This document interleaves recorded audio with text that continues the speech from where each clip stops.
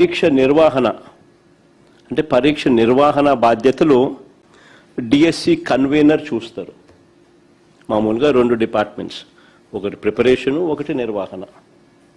కానీ చంద్రబాబు గారి ప్రభుత్వంలో డిఎస్సి కన్వీనర్ను పక్కన పెట్టేసినారు. పక్కన పెట్టి క్వశ్చన్ పేపర్ తయారీ ప్లస్ పరీక్షల నిర్వహణ ఈ 2 బాధ్యతలను కూడా ఒకరికే ఎస్సీఈఆర్టీ డైరెక్టర్కి అప్పగించారు. ఇది మొట్టమొదట బీజం పడింది. ఇక్కడ నుంచి స్కీమ్ అనేది స్కామ్గా ఎలా మారింది అనేది ఇక్కడ నుంచి స్టార్ట్ అవుతా పోతా ఉంది.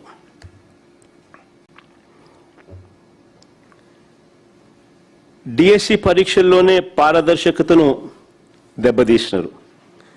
అక్రమాలను ఉద్దేశపూర్వకంగానే ఇక్కడ నుంచి ఆద్యం పోశారు. చాలా కాన్ఫిడెన్షియల్గా జరగాల్సిన ఈ క్వశ్చన్ పేపర్ తయారీని చూసుకోండి. ఇక్కడ నుంచి చాలా కాన్ఫిడెన్షియల్గా జరగాల్సిన ఈ క్వశ్చన్ పేపర్ తయారీని, దాన్ని అప్లోడ్ చేసే పనిని అవుట్సోర్స్డ్ ఉద్యోగుల చేతుల్లో పెట్టకూడదని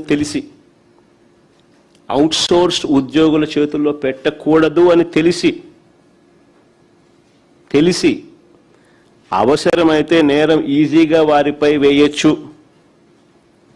అనే దుర్బుద్ధితో కూడా అనుకోవచ్చు.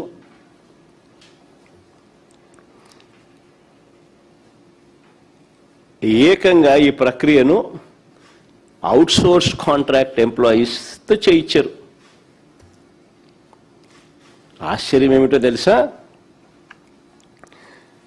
కృష్ణా జిల్లాలో ఇందులో పనిచేసే అవుట్సోర్స్డ్ ఉద్యోగి కృష్ణా జిల్లా సోషల్ స్టడీస్లో ఫస్ట్ ర్యాంక్. కృష్ణా జిల్లాలో సోషల్ స్టడీస్లో ఫస్ట్ ర్యాంక్. అంతటితో ఆగిపోలా.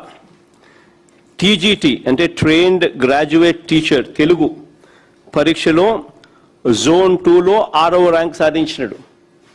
చూడు ఫస్ట్ ర్యాంక్ ఎంత బాగుందో. Naveen Purama, father's name Radhakrishna, first rank.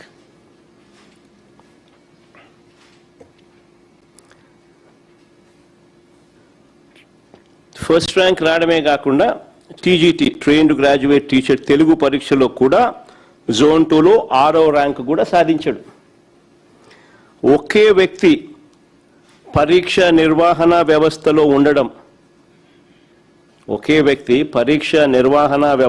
ఉండడం, అదే వ్యక్తి అవే పరీక్షల్లో టాప్ ర్యాంకులు రావడం.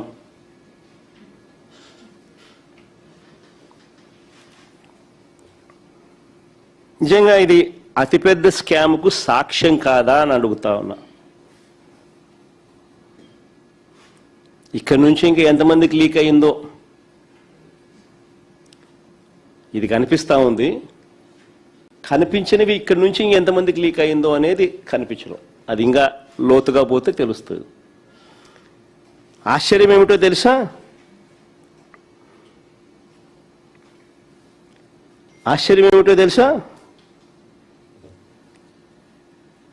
ఒకే వ్యక్తి పరీక్ష నిర్వహణ వ్యవస్థలో ఉండడం, అదే వ్యక్తికి అవే పరీక్షల్లో టాప్ ర్యాంకులు రావడం, ఇది ఒక పెద్ద స్కామ్కు ప్రత్యక్ష సాక్ష్యంగా అవునా కాదా అన్నది ఒకవైపున ప్రశ్నిస్తూ,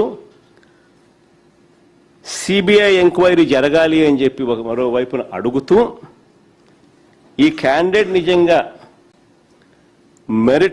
మెరిట్తో ర్యాంకు సాధించాడు అని మీరు భావించి ఉంటే, ఇంకా ఆశ్చర్యం ఏమిటో తెలుసా? ఇక్కడ చూడండి, ఇంట్రెస్టింగ్గా ఉంది కథ. ఇదే క్యాండిడేట్ ఇంత మంచి ర్యాంక్ వచ్చింది కదా, మరి క్యాండిడేట్కు ఉద్యోగం రావాలి కదా. ఇదే క్యాండిడేట్కు నిజంగా మెరిట్తో ర్యాంక్ సాధించాడని మీరు భావించి ఉంటే ఈ మనిషికి ఉద్యోగం ఎందుకు ఇవ్వలేదు? ఇది ఇంకొక మిస్టరీ. అంటే తప్పు జరిగిందని కనిపిస్తా ఉంది కదా, అతని ఐడి కనిపించకుండా చేశారు.